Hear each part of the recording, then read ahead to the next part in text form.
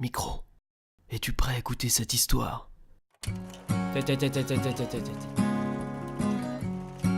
Celle du petit Florent. Tu sais, ce garçon né avec une note de musique au-dessus de la tête. Elle le suit partout, comme ça, en flottant juste quelques centimètres au-dessus de ses cheveux. Florent l'aime bien, les autres élèves se moquent de lui, mais il s'en fout. Septembre, c'est la rentrée des classes. La chaleur de l'été réchauffe encore ses petites joues quand il joue dans la cour d'école. Et puis un jour, Pauline est arrivée. Une nouvelle élève et surtout une note de musique au-dessus de la tête, elle aussi. Florent n'était plus le seul, et Pauline non plus.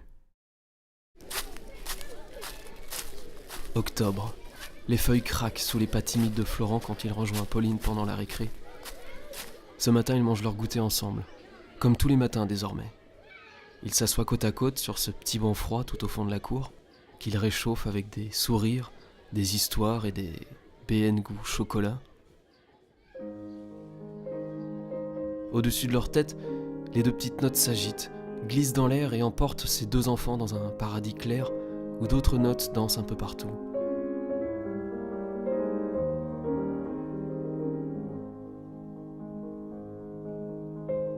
Ah, quelle belle histoire jusqu'à présent. Sauf que, voilà, mon crayon en a décidé autrement. Tu sais, Micro, il faut bien un méchant. Autour de l'école rôdait depuis quelque temps une chose, une horrible vieille femme aux yeux noirs, aux doigts longs, sales et au corps très maigre. Ce monstre, jaloux, vengeait sa solitude en dévorant les mélodies des autres. Il avait au loin aperçu celle de Florent et de Pauline. Alors chaque jour de novembre, il s'était doucement approché de l'école, s'était glissé comme un serpent jusqu'au banc, dévorant une à une les notes de musique, brisant pour toujours cette mélodie. Florent et Pauline n'étaient que des enfants, naïfs, perdus quelque part dans ce paradis fragile, et n'ont rien su faire. Pauline a pris peur et s'en est allée en même temps que cette horrible chose, laissant ainsi Florent seul, sur ce banc froid, sans mélodie, sans sourire et sans BN goût chocolat.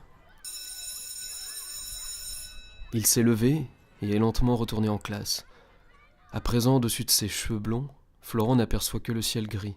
Sa note de musique a disparu, avalée par ce monstre, et Pauline, elle, n'est plus jamais revenue.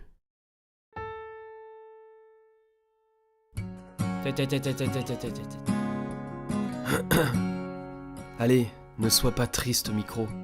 Aujourd'hui, en 2017, sans note de musique chelou au-dessus de la tête, Florent a pu trouver un chouette CDI à Bordeaux, ainsi qu'un 2 pièces plutôt sympa équipé d'un écran plat, et d'une nouvelle copine, très plat.